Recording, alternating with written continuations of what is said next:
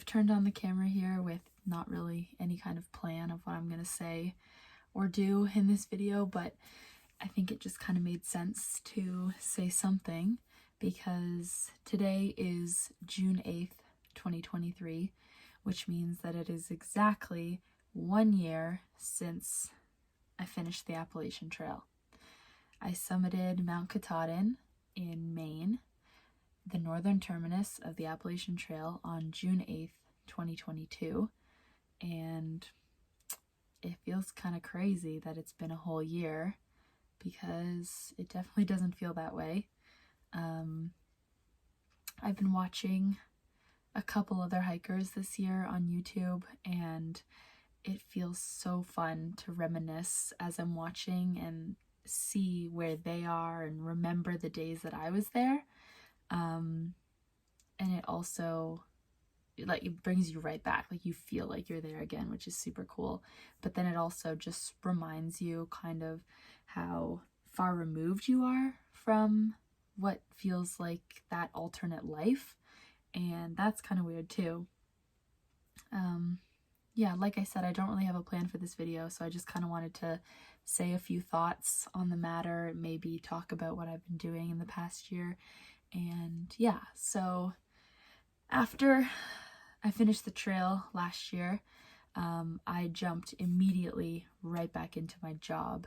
So anyone that has watched my whole hike or has watched my channel since my hike, you will already know this a little bit, but yeah, I jumped immediately back into my job. Well, it's a seasonal job, so it just basically started as soon as I got back. So I finished the trail on June 8th. On June 9th, Moment and I, my hiking partner, were in Portland, Maine. And then on the 10th, we were supposed to, so we were in Portland on the 9th. We were supposed to fly out on the 9th and be home on the 9th. But then I ended up getting stuck in Washington, D.C., and I didn't get home until the 10th. And then I started work on the 11th. So really no downtime whatsoever. But it's the best job in the world, which is why I do it. So yeah, I run a summer camp, a day camp for kids. So that's what I did all summer. And that was fantastic. Of course, there's a bit of a teardown period in the fall to put everything away, winterize everything. I live in Ontario, so the winter is pretty rough and you can't leave all the outdoor stuff out all winter. So yeah, did that till about late October. I went actually to go visit my family in the States in October as well, and I also went to go visit Moment, which was fantastic, getting to meet his family and see where he's from and all that good stuff. After spending so much concentrated time with somebody in a situation like through hiking, it's really cool and different and unique to see where they live their day-to-day life. So that was awesome.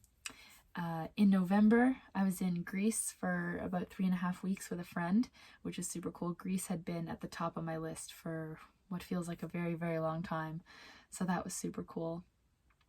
Then in December and January, I didn't really do much. I just kind of hung out, went snowboarding a few times. Snowboarding and skiing is like the only redeeming part of winter. I swear I don't like winter very much, which you might have heard me say on trail when I was cold. Yeah, and then in February I left for just over 6 weeks in New Zealand and Australia. So I went to go visit. I have friends in New Zealand and family and friends in Australia, which is so cool, having friends all over the world, because then you get to go visit them in awesome places and see awesome stuff.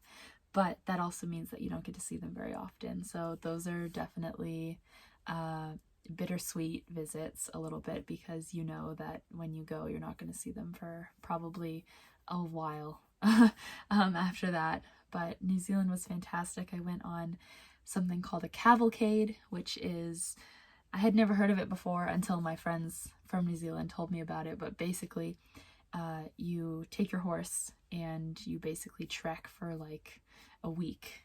So you ride, and then you camp, and then you ride, and then you camp, much like the trail. This one's a little different though, because it wasn't like a point to point. It was kind of like a out and back loop type of route. So but yeah, it was really cool kind of getting the camping, backpacking vibe from the cavalcade. I slept in the horse trailer on a little cot, which most people probably would frown upon and not want to do, but I was really enjoying it.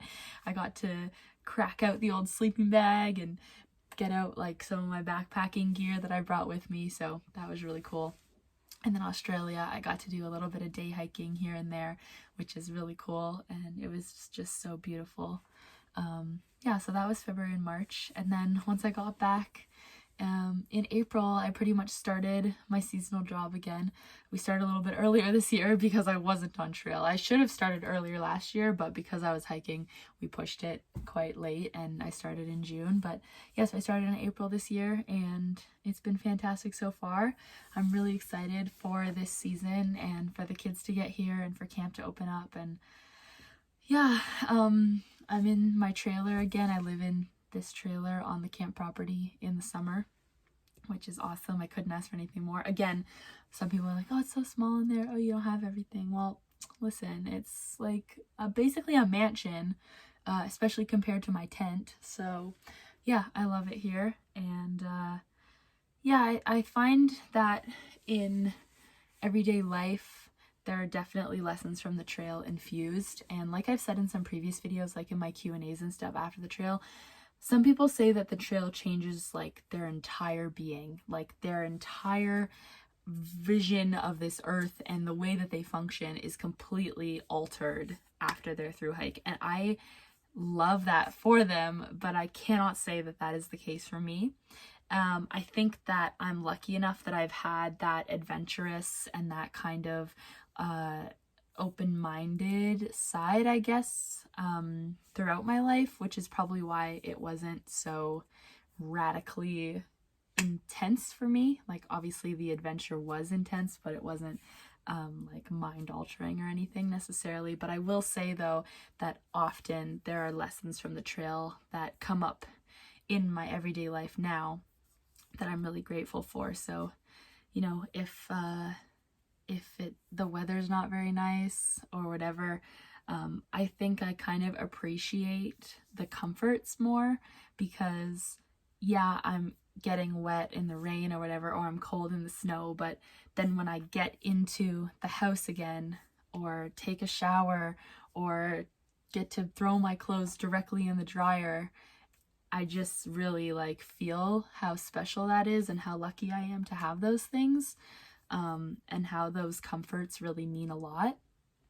I think that when I've come across any kind of little snag, like in my day since the trail, obviously if it's something small, like usually people just let those roll off anyway, but you know, the bigger things like having car trouble, or you know, any kind of just thing that sets back your expectation of the day, or anything that's difficult that you have to deal with. I think since the trail, my mindset on those things has been improved. So instead of getting frustrated about it, or, you know, just getting really down about it, I think that the trail taught me that, you know, these hard moments, they pass, and you can handle these things, and you can do it. You can do hard things. So I've definitely said that before, but I really want to drive that home, because that is definitely the biggest lesson that I learned from hiking the Appalachian Trail, is that I can do hard things, you can do hard things, we can all do hard things.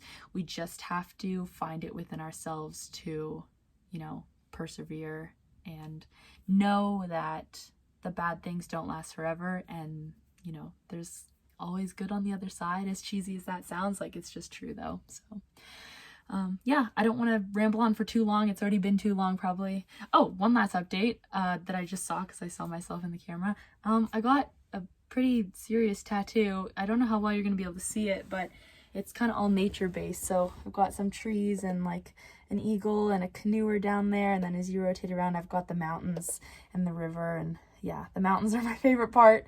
They're so beautiful and I love it. And yeah, I actually used some pictures from the trail a little bit as like a loose reference and other photos of my travels. So yeah, that's about it. I just felt like I should pop on quickly and say something, and I'm officially calling June 8th Katahdin Day for the rest of my life. So happy Katahdin Day. And you guys won't see this video till probably the 9th or the 10th of June, just because like editing and stuff. But yeah, happy Katahdin Day. I hope you have a great day wherever you are, whatever you're doing. I hope you find time in your life to adventure and experience. And yeah, that's all for now.